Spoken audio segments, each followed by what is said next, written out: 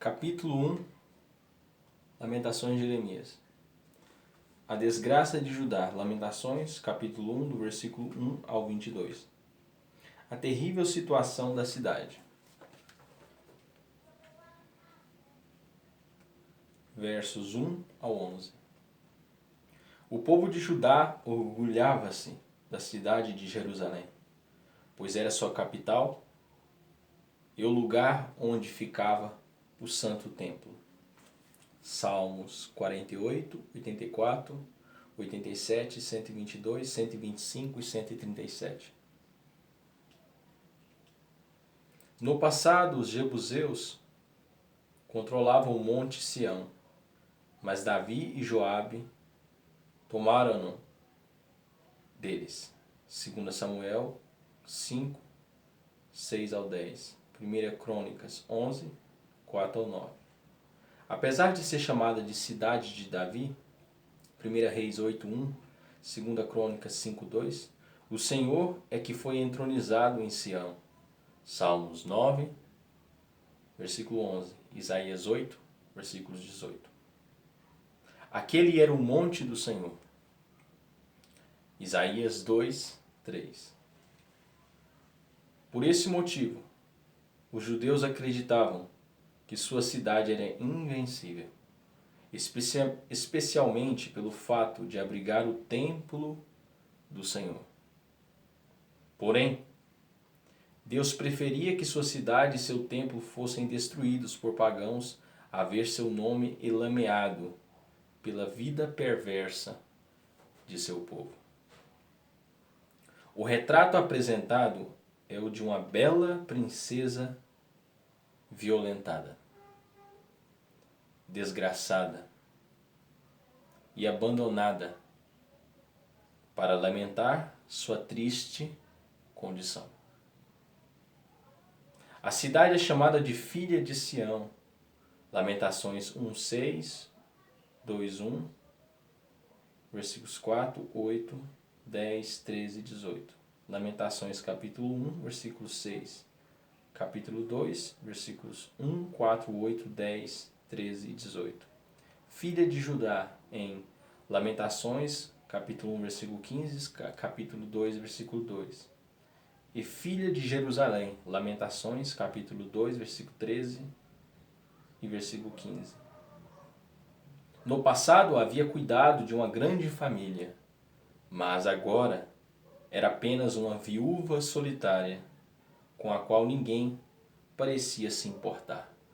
Êxodos 22, versículo 22 ao 24. Deuteronômio 24, versículo 19 ao 21. Isaías 1, 17.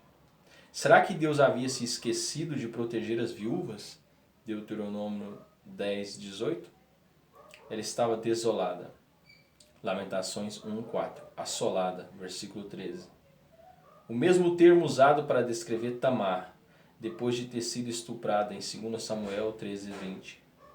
No passado havia sido uma princesa que recebia atributos de outras nações, mas agora se tornaram uma nação vassala, forçada a entregar todos os seus tesouros, suas mais estimadas coisas. Lamentações 1, 7, 10, 11. Em vez de confiar no Senhor, Judá havia confiado em muitos amantes e amigos, as nações pagãs aliadas a ela. Mas estes a haviam abandonado e ela se achava desamparada. Judá não apenas se voltara para outras nações em busca de socorro, como também chegou a adorar a seus deuses. Jeremias 2:36, 37, capítulo 27, do 1 ao 11, capítulo 37, do 5 ao 10. A nação se casara com Jeová no monte Sinai, de modo que o Senhor considerava seus atos equivalentes a adultério. Havia rejeitado o Senhor. Seus aliados a abandonaram e, portanto, não lhe restava consolo algum. Lamentações, capítulo 1, versículo 2, versículo 9, 16, 17 e 21. O Senhor havia separado Israel para si e seu povo não era reputado entre as nações. Números 23, 9. Mas fora levado para o cativeiro, tendo de habitar com os babilônios. Deus dera aos judeus descanso em sua própria terra. Êxodo 33, 14. Deuteronômio 3, 20. Jeremias 1, 13, 15. Capítulo 21 e 44, versículo 44. Mas eles não teriam descanso na Babilônia. Deuteronômio 28, 65. Ano após ano, os peregrinos se encaminhavam para a cidade, a fim de celebrar as grandes festas. Levítico 23. Mas agora as estradas estavam vazias, e não havia o que celebrar. Os sacerdotes não tinham templo, o povo não tinha alegria, e as virgens choravam, pois não haviam mais homens para se casar com elas. O povo de Judá não deveria ter se surpreendido com o que tinha acontecido à nação e à cidade, pois tanto Isaías quanto Jeremias haviam anunciado a invasão iminente do exército babilônio. Nas estipulações da aliança, Deuteronômio 28, 30, Moisés advertira que Deus iria discipliná-los se desobedecessem. Enquanto fora fiel, Israel tinha sido a cabeça, a principal nação, mas então a Babilônia se tornaria a cabeça e Israel seria a cauda. Lamentações 1:5, Deuteronômio 28, 44. O exército israelita seria derrotado. Deuteronômio 28, 25. E o povo iria para o exílio. Deuteronômio 28, 32. Porque Deus disciplinou Judá por causa da multidão das suas prevaricações. Lamentações 1:5, versos 8, 9, 18 e 20. Há dois fatos que se destacam nesse livro. A nação havia pecado e merecia ser disciplinada. E Deus seria aquele que a disciplinaria. Lamentações 1, 12 ao 15, versículo 17. Capítulo 2, do 1 ao 8, versículo 17.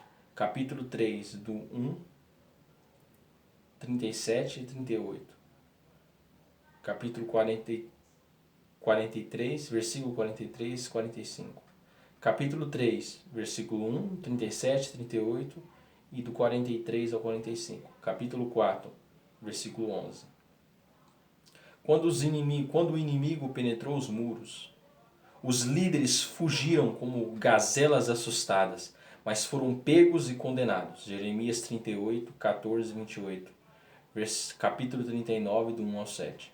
Se o rei Zedequias tivesse dado ouvidos a Jeremias, o povo, a cidade e o templo teriam sido salvos. Mas o rei confiou em seus aliados em vez de confiar no Senhor. 2 Crônicas 26, 2. Jerusalém tornou-se imunda. Lamentações capítulo 1, versículo 8. E, como uma meretriz, for vergonhosamente exposta. Lamentações capítulo 1, versículo 17. Jeremias capítulo 13, versículo 20 ao 27.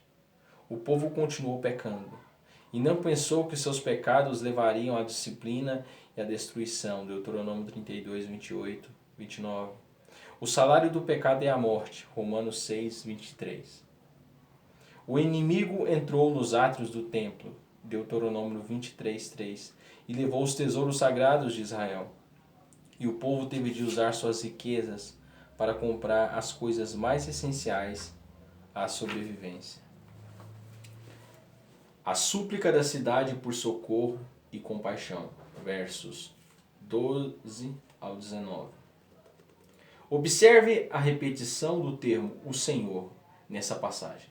O Senhor afligiu Jerusalém. Versos 12 ao 14. O Senhor entregou Jerusalém nas mãos dos inimigos. Versículo 14b. O Senhor pisou o povo sob os seus pés, sob os pés dos inimigos. Versos 15.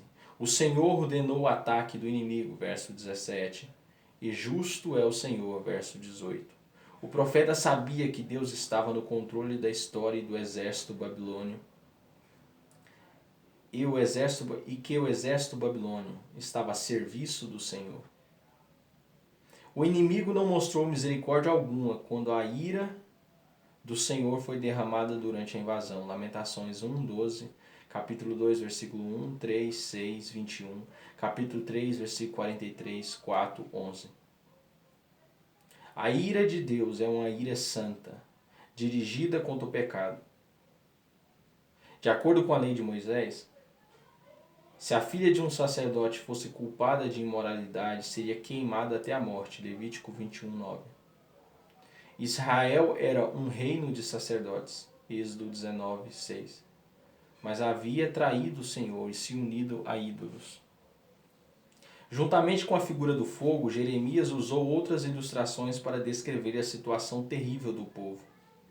Foram pegos numa rede como animais. Lamentações 1:13, Ezequiel 12:13. E abandonados, desfalecidos e desolados. O povo que havia sido liberto da escravidão pelo Senhor estava sob o jugo das nações estrangeiras pagãs. Lamentações 1:14. Tanto Jeremias 27:28, quanto Moisés, Deuteronômio 28:48, haviam advertido o povo sobre os jugos. O pecado sempre promete liberdade, mas traz escravidão. O povo foi esmagado e pisado como uvas num lagar. Lamentações 1:15. Ver Apocalipse 14, 17 e 20. A nação estava bebendo o cálice do juízo, conforme Jeremias havia advertido. Jeremias 25:15.